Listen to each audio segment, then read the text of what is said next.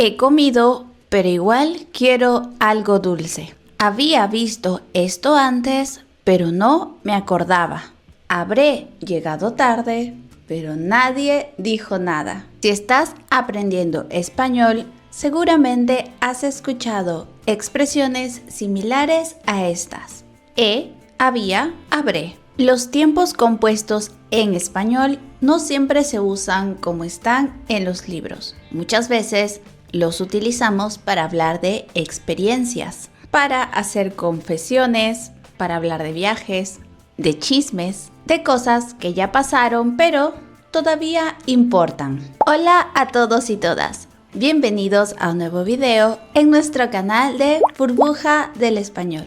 Yo soy la profe Mili y como ya sabes, en este canal aprendemos el español real, el español que utilizamos en el día a día, ya sea que estés viviendo, trabajando o visitando un país hispanohablante o simplemente eres un estudiante de este hermoso idioma. Y hoy vamos a entender cómo utilizamos los tiempos compuestos en la vida diaria, cuándo son necesarios y también cuándo no hace falta utilizarlos. Así que si estamos listos, empecemos con este video.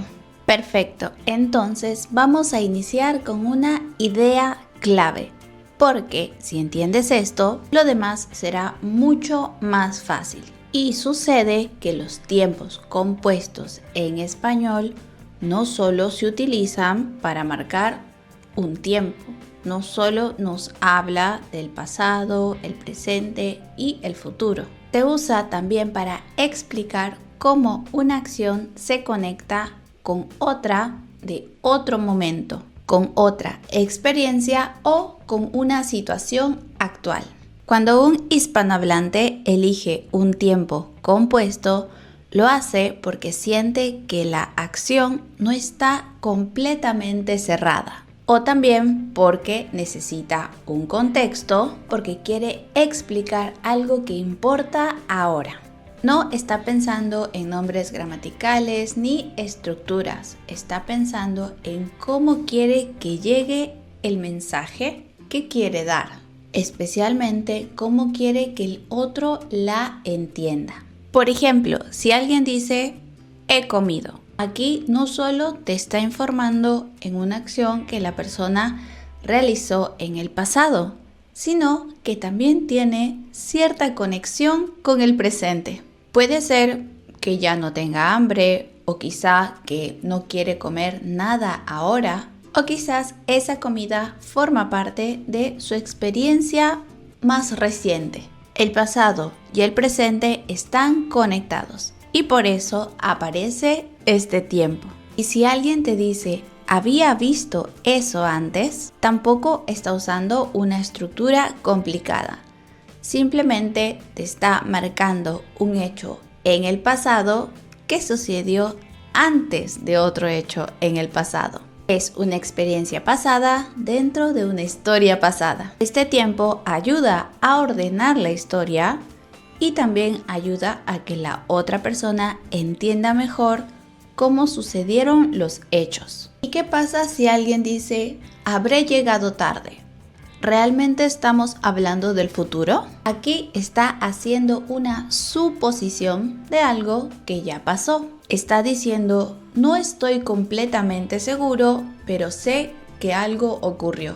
Es una forma de explicar, pero también suavizar una situación sin sonar tan directo.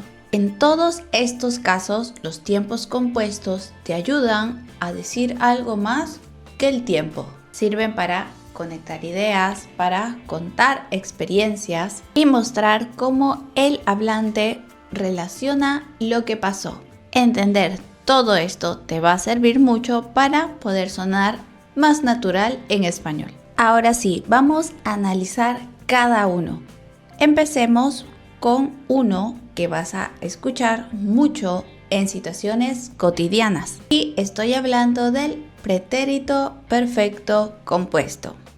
O quizás lo recuerdes más como he más participio. En los libros lo vas a encontrar como algo muy técnico, pero en la vida real es algo más simple y cotidiano. Cuando dices he comido, he ido al cine, he trabajado mucho, he visto esa película, he hablado con él. En todas estas expresiones no estamos seguros cuándo sucedió esto. No decimos exactamente cuándo pasó algo. Estamos diciendo que esta experiencia ocurrió, pero de alguna forma está conectado al presente. Ahora imaginemos esta situación. Estás llegando de viaje, conoces a una persona y te dice, ¿comemos algo? Tú podrías responder, ya comí. Y es correcto. Pero en muchos contextos y en muchos países, algo más natural sería decir, ya he comido. Con esta frase no solo informas que tienes la comida en tu estómago, sino que tampoco tienes hambre, que no necesitas comer en este momento. Aquí el pasado explica el presente. Ya he comido explica el que no tengas hambre en este momento. Lo mismo sucede si alguien dice, por ejemplo, ya he estado en Madrid. Aquí esta persona no está empezando a contar una historia sobre su viaje, sobre los tickets, los vuelos, los hoteles. No, aquí te está diciendo, conozco ese lugar, he vivido esa experiencia, es parte de mi vida. O cuando dices, he probado esa comida. Suena a como que puedes recomendarla, ya conoces este plato, tienes tu propia opinión sobre él, así que lo decimos de esta forma. Este tiempo verbal lo podemos utilizar mucho cuando hablamos de viajes, de experiencias personales, de cosas que hicimos alguna vez, pero todavía nos marcan en el presente. Así que en el español real, he comido no solo es pasado. Es un pasado que sigue vivo, un pasado que todavía tiene efecto en el presente. Si lo comparamos con el pretérito indefinido, se vería algo así. Por ejemplo, he viajado. Es una oración muy abierta, no es muy específica, solo te informa. Pero si dices, viajé mucho el año pasado, acá tenemos más detalles. Aquí la historia está cerrada en un momento concreto. Se quedó en el año pasado. Entonces, en resumen, en español utilizamos he cuando lo que estás diciendo en tu historia todavía importa en el presente. Ahora vamos a ver otro tiempo compuesto que es muy famoso porque nos ayuda a dar detalles sobre el pasado del pasado. Ya sabes de quién estoy hablando, ¿cierto? El pluscuamperfecto, el favorito de todos, ¿no? El pluscuamperfecto se forma con el verbo haber en perfecto, había y un participio. Usualmente este tiempo no se utiliza para decir algo suelto, sino, como dije en un inicio, para explicar una acción que sucedió antes de otra acción, ambas en pasado. En español utilizamos mucho este tiempo compuesto para ordenar una historia y que la otra persona entienda bien la secuencia de los hechos, cómo pasaron, en qué orden sucedieron. Pongámoslo en contexto. Imagina que estás contándole a alguien tu último viaje y le dices, cuando llegué al hotel, a esa persona ya la había visto. Entonces, aquí estamos hablando de dos hechos que sucedieron en el pasado. Primero, llegaste al hotel y antes de eso, en un momento anterior, habías visto a esta persona. Entonces, el había nos ayuda a dejar en claro qué pasó primero y qué pasó después. Otras expresiones cotidianas pueden ser, por ejemplo, no me sorprendió lo que dijo porque ya lo había escuchado antes. O también, no me dio miedo la ciudad porque ya había estado ahí. En estos dos casos nos sirve para decir esto no es nuevo, esto viene de antes. Esta gramática la vas a ver mucho cuando contamos relatos largos en el pasado, porque siempre vamos y venimos. Así que te recomiendo no ver al pluscuamperfecto como una regla, sino como una herramienta para ordenar tu pasado.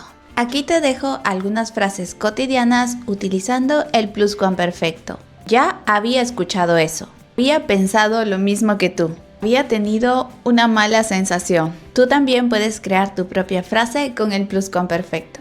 Antes de pasar a la siguiente explicación, quiero dejarte una súper recomendación. Por si no lo sabías, en Burbuja del Español también contamos con libros virtuales que te podrán ayudar a mejorar tu vocabulario y llevar tu español al siguiente nivel.